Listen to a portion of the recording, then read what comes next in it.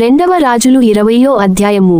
ఆ దినములలో హిజ్కియాకు మరణకరమైన రోగము కలుగగా ఆమోజు కుమారుడును ప్రవక్తయునైన యెషయా అతని యొద్దకు వచ్చి, నీవు మరణమవుచున్నావు, బ్రతుకవు గనుక నీవు నీ ఇల్లు చక్కబెట్టుకొనుమని యెహోవా సెలవిచ్చుచున్నాడని చెప్పగా, అతడు తన ముఖము గోడతట్టు త్రిప్పుకొని, యెహోవా, యథార్థ హృదయుడనై సత్యముతో నీ సన్నిధిని నేనెట్లు నడుచుకొంటినో, నీ దృష్టికి అనుకూలముగా సమస్తమును నేనెట్లు జరిగించితినో కృపతో జ్ఞాపకము చేసుకొనుమని హిజ్కియా కన్నీళ్లు విడుచుచు యెహోవాను ప్రార్థించెను.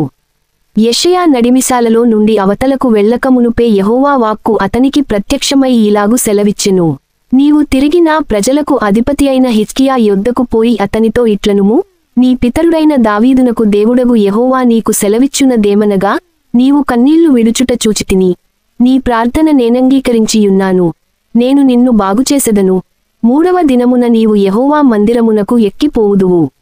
ఇంక 15 సంవత్సరముల ఆయుష్యము నీకిచ్చెదను, మరియు నా నిమిత్తమును నా సేవకుడైన దావీదు నిమిత్తమును ఈ పట్టణమును నేను కాపాడుచు, నిన్నును ఈ పట్టణమును అష్షూరు రాజు చేతిలో పడకుండా నేను విడిపించెదను.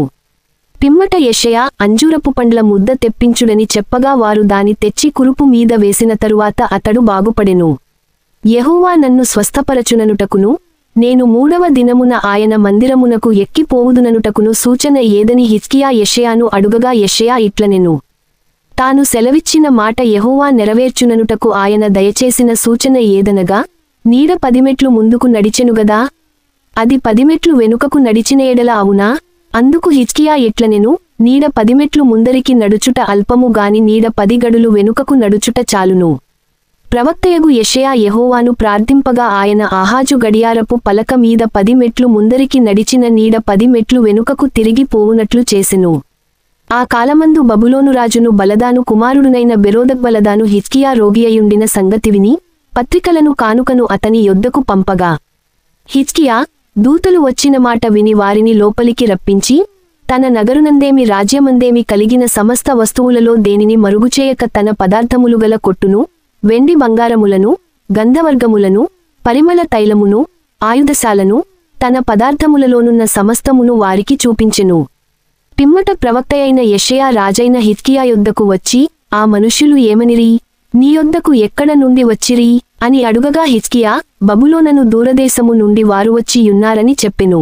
నీ ఇంటిలో వారు ఏమేమి చూచిరని అతడడుగగా హిజ్కియా, నా పదార్థములలో దేనిని మరుగుచేయక నా ఇంటిలోనున్న సమస్తమును నేను వారికి చూపించి యున్నాననెను. అంతట యెషయా హిజ్కియాతో ఇట్లనెను, యెహోవా సెలవిచ్చుమాట వినుము. వచ్చు దినములలో ఏమియు మిగులకుండని నగరునందున్న సమస్తమును, నేటివరకు నీ పితరులు సమకూర్చి దాచిపెట్టినదంతయును బబులోను పట్టణమునకు ఎత్తికొని పోబడునని యెహోవా సెలవిచ్చుచున్నాడు. మరియు నీ గర్భమందు పుట్టిన నీ పుత్రసంతును బబులోను రాజు నగరునందు నపుంసకులగా చేయుటకై వారు తీసుకొని పోవుదురు. అందుకు హిజ్కియా, నీవు తెలియజేసిన యెహోవా ఆజ్ఞ చొప్పున జరుగుట మేలే, నా దినములలో సమాధానము సత్యము కలిగిన ఎడల మేలేగదా అని యెషయాతో అనెను. హిజ్కియా చేసిన ఇతర కార్యములను గూర్చియు, అతని పరాక్రమమంతటిని గూర్చియు, అతడు కొలను త్రవ్వించి కాలువ వేయించి పట్టణములోనికి నీళ్లు రప్పించినదానిని గూర్చియు యూదారాజుల వృత్తాంతముల గ్రంథమందు వ్రాయబడియున్నది.